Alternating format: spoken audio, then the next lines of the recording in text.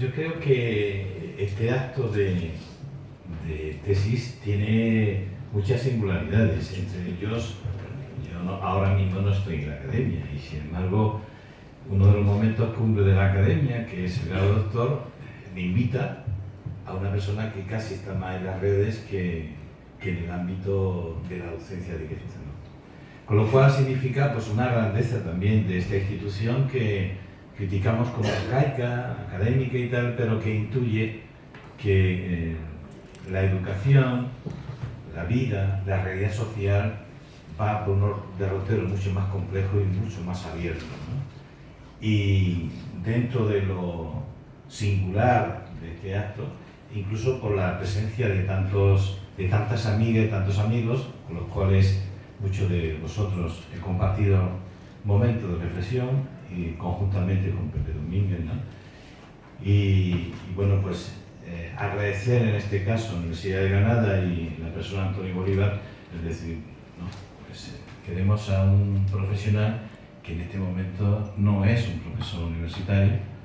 pero como doctor y en otro ámbito de la realidad educativa, en este caso por mi trabajo en la administración, etcétera, se considera que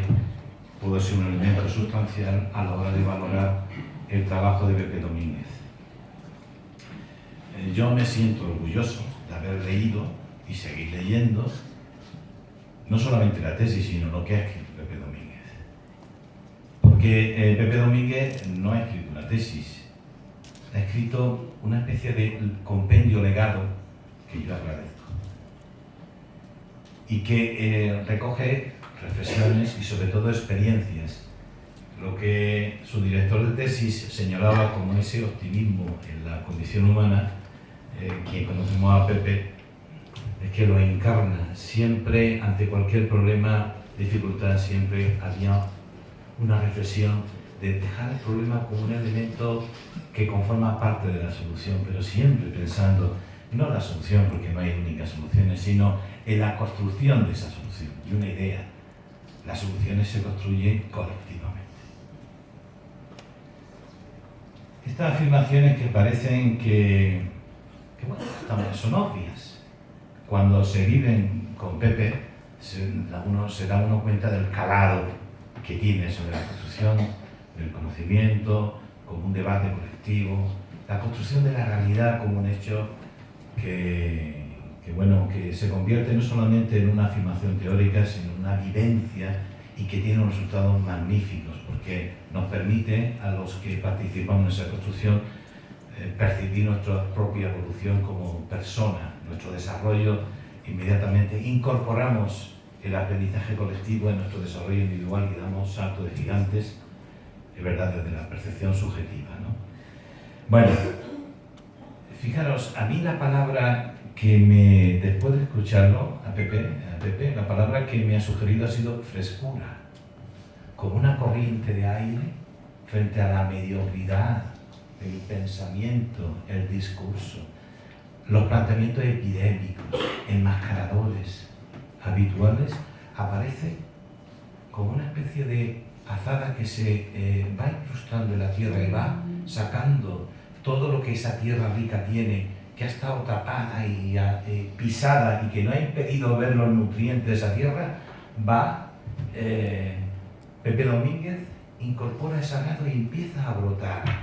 una riqueza de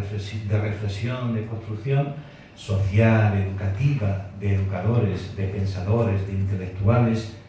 que dicen, bueno, ¿qué cantidad de riqueza nos estamos perdiendo? Pues Pepe Domínguez, con su guía de pensamiento, ha introducido ese arado y ha empezado a rebrotar ese cúmulo de ideas, de nutrientes, que algunos efectivamente se han convertido en verdaderos nutrientes que lo vamos a utilizar con todo el mayor entusiasmo, porque este legado también se convierte en una especie de manual. Cotidianamente su trabajo con los compañeros o en el trabajo de reflexión requiere de algunas ideas que vayan a lo esencial, y resulta que se coge el índice de la tesis de Pepe y siempre cuenta un elemento Porque una cosa que caracteriza la tesis de Pepe es que no se deja ningún clarito, ningún sitio, ningún lugar, ningún rincón sin, bueno, trabajar un poquito. Y si dice no puedo porque no hay tiempo, toma 4 referencias bibliográficas, estudiándolas por ahí. Con lo cual es de una riqueza sugerente y a mí, por mi parte, se convierte en un instrumento que me da una sensación de que no estoy solamente improvisando, sino que estoy yendo a lo esencial, porque inmediatamente me voy a la tesis de Pepe. Eso me pasa con unos cuantos libros, 5, pero uno de ellos será la tesis de Pepe, donde encontraré esas referencias que me permita, no este discurso bajo, este discurso donde se recogen 4 o 5 ideas de última hora que salen en los medios, en los últimos informes de moda, y monto a continuación en esas 4 o 5 ideas todo un debate y toda una alternativa con una apariencia de neutralidad que un mínimo análisis lo traería, o sea, la llevaría, o sea,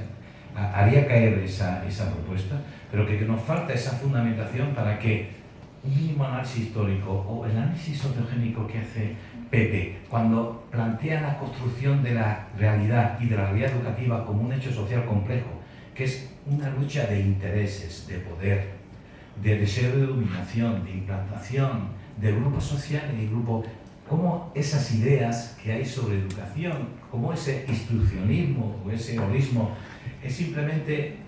bueno, es una comprensión de una manera de percibir la vida, las relaciones humanas, sociales, políticas, cómo rescata, sin tener que estar continuamente afirmándolo, cómo rescata la complejidad que supone el hecho educativo y cuál es la relevancia que tiene ese hecho educativo en la construcción de una realidad. Por tanto, para mí las 2 aportaciones es que es un referente, un manual, un legado que nos deja a muchos y a muchas que en este caso, bueno, compañeras y compañeras que en este caso tenemos que seguir en esta tarea de seguir pensando en educación, y al mismo tiempo es una guía para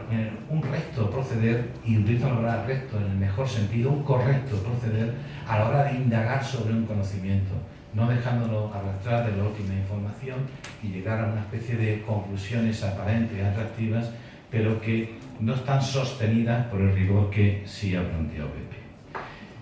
Un apunte. Muchos llevamos algún tiempo poniendo de manifiesto, todo el mundo conocemos toda esta idea de los pactos por educación, el acuerdo por educación, y somos de la idea que la construcción de un mínimo de acuerdo es un hecho social, es una construcción social, y que tiene que ir acompañada con un fuerte debate público, porque es un hecho que nos concierne a todos, en el concepto más del último informe que hace la UNESCO, como la educación un bien común global. No sé, afirmamos continuamente cuando tenemos algo que escribir que cualquier innovación y reforma, si no responde a una necesidad de mejora social y no responde a una expectativa social de mejora como tal, eso no es una innovación.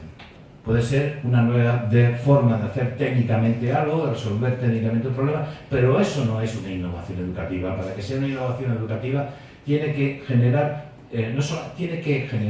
no solamente un debate de construcción de esa innovación, de participación de esa innovación, sino al mismo tiempo promover una mejora ética en el colectivo o colectivos, pensando siempre en los más débiles, que esa innovación se tiene que implementar. Pues va, sin embargo, nuestro compañero Pepe Domínguez dice: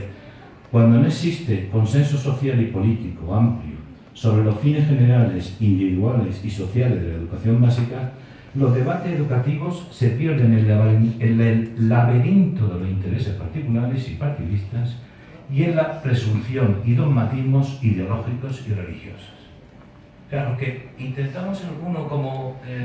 algunos en este ámbito que nos vemos de la tecnología de la comunicación y la búsqueda de esos acuerdos y debates globales, entendiendo que la realidad virtual es también una realidad relevante y donde se forja en esos espacios de comunicación, opinión, donde se trabajan sobre determinadas ideas que asientan determinados planteamientos que hacen la incorporación de nuevas prácticas y comportamientos sociales. Resulta que Pepe Domínguez nos lo concluye con esta frase: diciendo que no hay innovación y no hay una propuesta de educación básica, no hay una propuesta de formación profesional, o sea, de formación del profesorado, sino un debate público sobre lo que son los fines de educación, porque es que si no, cualquier otra propuesta se convierte en un juego de intereses y en un juego de dogmatismo que no nos conduce a nada. Bien, podía plantear elementos referidos a esa educación básica, que es admirable, ese planteamiento, ese juego que hace entre, bueno, las dimensiones, potencialidades cognitivas y las 4 áreas, pero, en fin, como tenemos otros compañeras y compañeros del tribunal que tienen que participar, yo solamente voy a hacer un par de preguntas a Pepe en los ámbitos que en este caso para mí son de preocupación. La propuesta que hace Pepe y otras propuestas que tienen una enjundia determinada, porque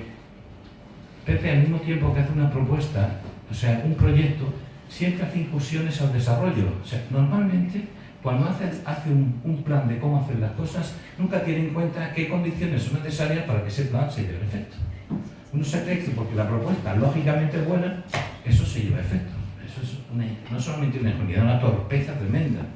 O se van preparando condiciones que hacen posible que esa propuesta teórica tenga visos de desarrollo, no se queda nada más que en un juego intelectual y nada más, ¿no? Y entonces Pepe es curioso porque cuando hace su propuesta habla de la Conferencia Sectorial de Educación, habla de un acuerdo entre rectores, habla de conformar un equipo de trabajo en torno a una serie de profesores, educadores que van a encargarse de la formación de estos aspirantes a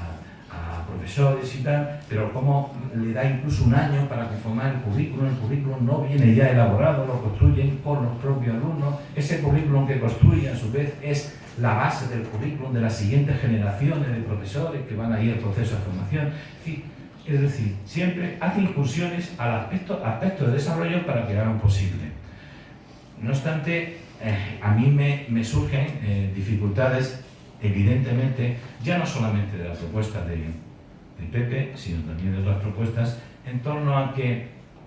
nos comenzamos también que tenemos que invertir tanto o más tiempo en la planificación, argumentación y fundamentación de una buena propuesta como en la fundamentación, argumentación y el planteamiento de considerar o promover un buen desarrollo, de la misma medida. Y entonces, pues yo le haría la pregunta a Pepe, ¿qué ventaja podría digamos, transmitirse o trasladarse a la ciudadanía en general y a los ámbitos de poder, tanto institucional como político, etcétera? ¿Cuál sería la ventaja que diera lugar a que se doblegara a algún tipo de voluntades y propuestas de este tipo pudieran llevarse a la práctica? ¿Qué ventajas habría que ponerle de manifiesto? Y voy en el orden de la ventaja de tipo ético, ventaja de tipo de desarrollo global, en este discurso tan neoliberal y tan práctico, y que ideas como solidaridad, justicia se consideran algo vacuo. ¿Cuál sería la ventaja a transmitir? ¿Cuál es la ventaja que debería percibir esa sociedad o ese grupo de decisión, el grupo de rectores, la conferencia de consejeros de educación, la conferencia sectorial de educación, para que apostara efectivamente por una propuesta de esta característica? Una duda. A veces hablar de cuerpo único de docentes, por la connotación que tiene una cierta tradición corporativa de esa identidad nacional catolicista o de nacional catolicismo de lo que es el docente, hay una cierta tendencia corporativa y cómo romper una posible unión de cuerpo único a un sentimiento corporativo de ser docente. Frente a una idea magnífica, que es que yo me identifico por una práctica profesional docente intelectualizada, bien, cómo no caer en una concepción corporativa de esa tarea docente. Y por último, decirle, Pepe, ¿tú crees que la educación y el sistema escolar es solo y fundamentalmente una tarea a definir y a construir por los educadores profesionales? ¿O la educación es un problema que no puede dejarse solo en manos de los educadores profesionales? Por mi parte, nada más. Muchas gracias.